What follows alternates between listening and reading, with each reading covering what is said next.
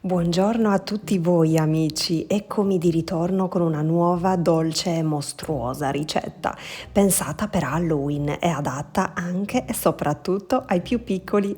Si tratta dei Sanimeddas, della più antica tradizione sarda, ossia chiamate così da me le ciambelline sarde che si trasformeranno in piccoli mostriciattoli e spiritelli, proprio in onore della festa americana più amata dai bambini e qui in Sardegna conosciuta non come Halloween ma come la notte dei Sumortu Mortu o dei Sanimeddas, cioè delle piccole anime a cui i bambini dovranno offrire dei doni la notte del 31 ottobre. E cosa c'è di più buono da offrire se non le golosissime ciambelline sarde farcite con la Nutella? Una bella variante in questo caso, a partire dalla crema di nocciole, ma pensate un po' che nell'impasto tradizionale un tuorlo si sacrificherà per lasciare il posto alla polpa di zucca cotta. Ma vedrete comunque sentirete tutta la preparazione in corso d'opera, quindi via in cucina e mani in pasta. E per l'occasione ho voluto anche intagliare una zucca per rendere il tutto ancora più mostruoso e accattivante per i vostri piccoli. Piace anche a Pollon o si voleva gustare solo il dolcetto? Ho qualche dubbio. Se voleste guardare il tutorial su come intagliare e vuotare una zucca, ve lo lascerò alla fine di questo video nelle schermate finali.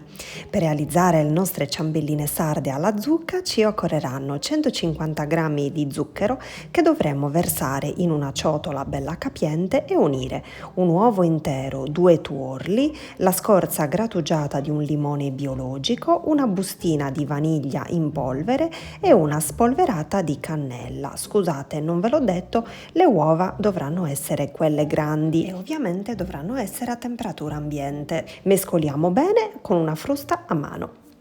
Ora all'impasto uniremo 50 g di polpa di zucca pesata già cotta, semplicemente cotta in padella tagliata a tocchetti e schiacciata e soprattutto scolata per bene dalla sua acqua.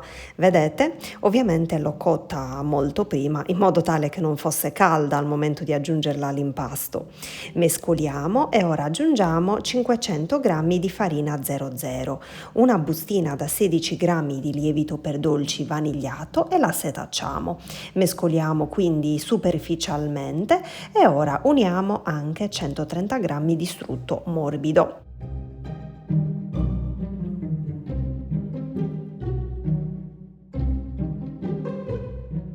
Impastiamo con le mani fino ad ottenere una bella palla liscia ed omogenea. L'impasto in questione io lo faccio da tantissimi anni ormai, è super collaudato e lo adoro perché non necessita del riposo nel frigorifero ma si può stendere e utilizzare subito. Se non vi dovesse piacere la zucca nell'impasto la potrete sostituire benissimo con un tuorlo in più.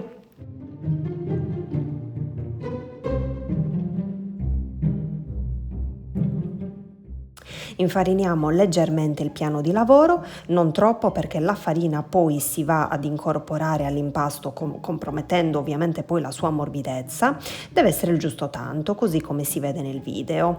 Stendiamo prima una parte in modo tale da dividerci bene il lavoro in una sfoglia non tanto sottile, lo spessore è di mezzo centimetro circa.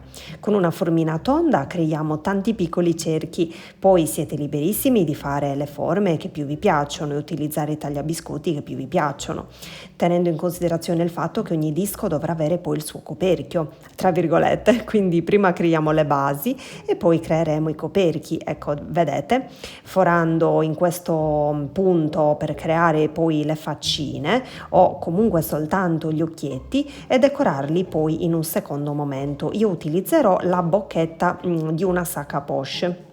Vi mostrerò la decorazione poi completa una volta cotti. Procediamo in questo modo fino ad esaurire tutto l'impasto. Faremo 2 infornate. Posizioneremo tutti i biscottini sopra la teglia grande con un foglio di carta da forno e inforneremo a mezza altezza a 165 gradi per 15 minuti circa. Attenzione a non farli bruciare o comunque cuocerli troppo. Devono restare belli morbidi anche una volta tolti dal forno. Guardate che carini e che buffi, mi sono divertita troppo a prepararli. Qui c'è un intruso, mi è scappato un baffo Con l'ultima parte d'impasto non sapevo come utilizzarla, ho creato i baffi. Attenzione perché questo è il più cattivo di tutti. Che bel profumino che si sente. La prima teglia è pronta e ora inforneremo la seconda. Una volta cotti, quando i biscotti sono ancora caldi, aggiungeremo la farcia scelta a piacere, nel mio caso Nutella, ma potreste mettere anche marmellata. Posizioniamo il coperchio sopra e si intravede già una sorta di faccina mostruosa. Prima di decorarli voglio farvi vedere quanto sono morbidi spezzandone uno al centro. E che buona la zucca che li rende veramente particolari e unici, ancora più morbidi.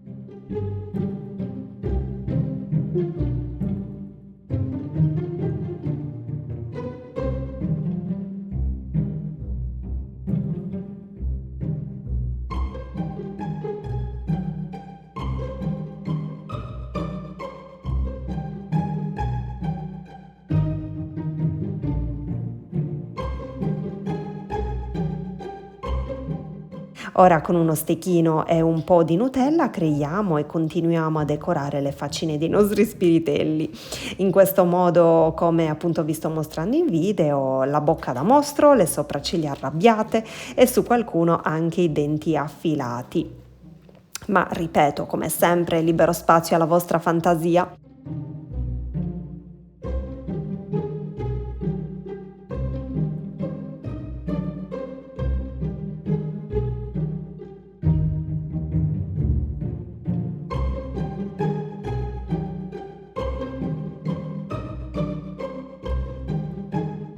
Ed eccoli tutti in fila aspettando di essere offerti alle animelle. Sono mostruosi, vero? Fatemi sapere se li preparerete assieme ai vostri bambini, sono sicura si divertiranno un sacco, o comunque scrivetemi qui giù nei commenti se li rifarete per poi regalarli. Farete un figurone. I sapori sono tutti ben equilibrati e la crema di nocciole al loro interno si sposa benissimo con la zucca che gli conferisce quel gusto originalissimo. Spero tanto che la ricetta vi sia piaciuta, vi abbraccio forte forte e vi rimando ai prossimi video. Ciao!